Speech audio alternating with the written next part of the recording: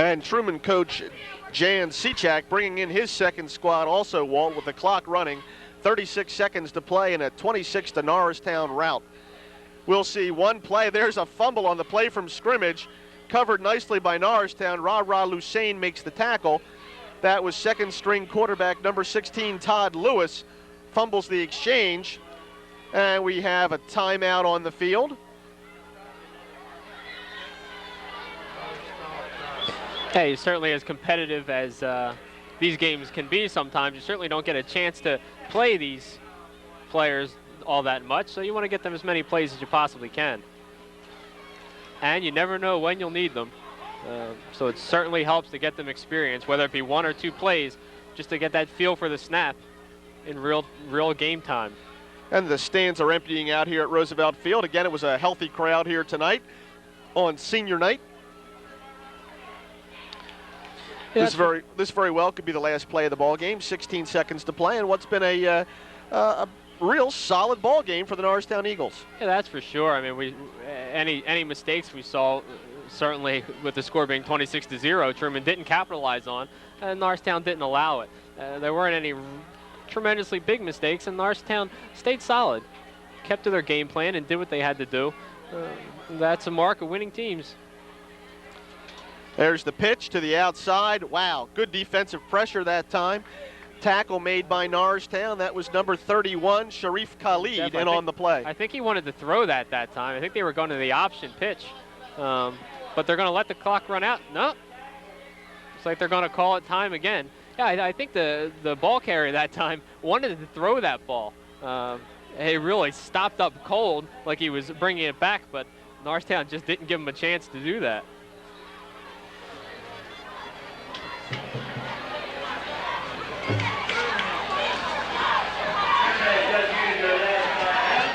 So time has been called once again by Truman, using their last timeout with 1 second, 1 tick on the clock.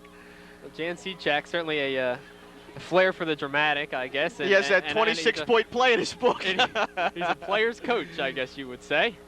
Certainly not a broadcaster's coach. And then he kneels on the ball.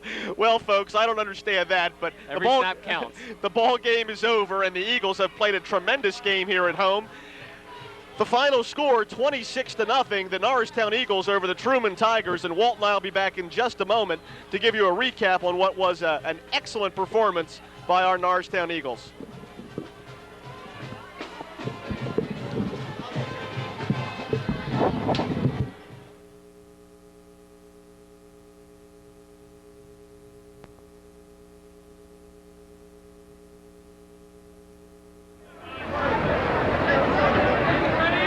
Well, folks, if you watch this one from start to finish, you saw quite a performance by the Norristown Eagles.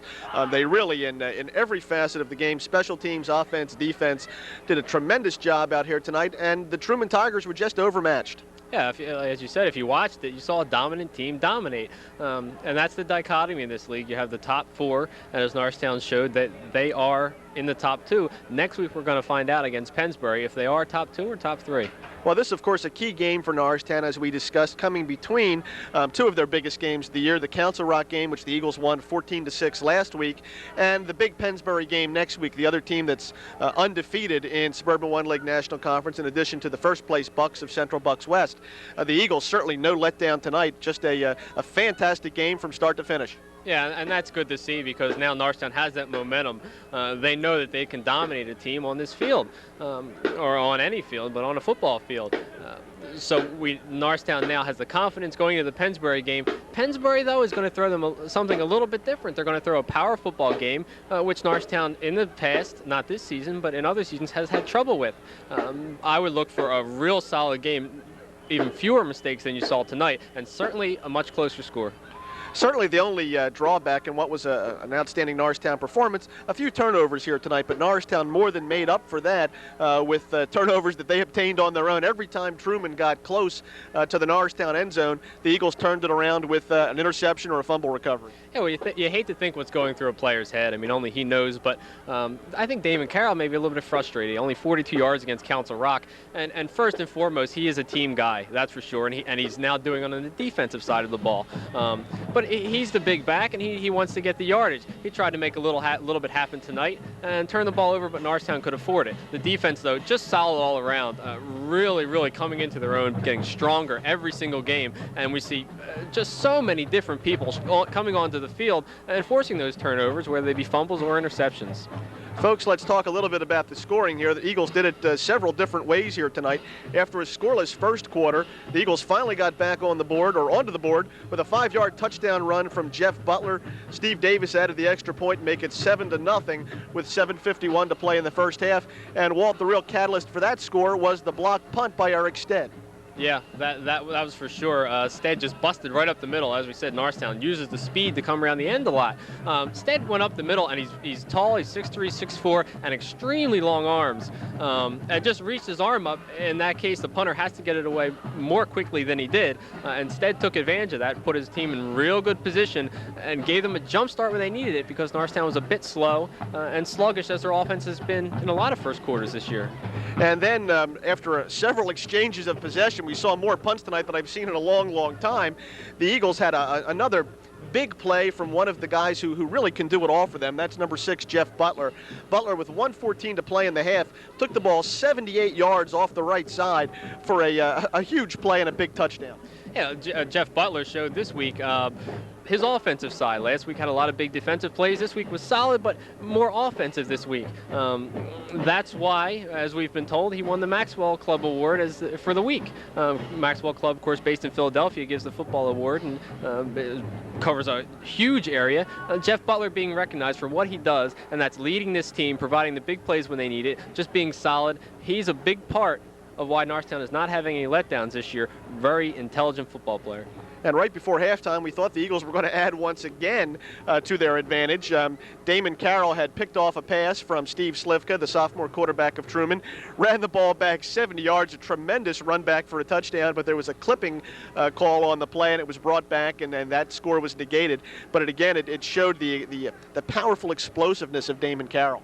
Yeah, that's for sure. And I mean, we're first and foremost Norristown fans, and you just stand and you shake your head when you see someone, especially a junior, which Carroll is, make a great play like that. A shame it was negated, but then you have a situation where the penalty may have been what sprung him there, and it may have ended innocently enough with Carroll falling down at his own 26 had it not been for the clip.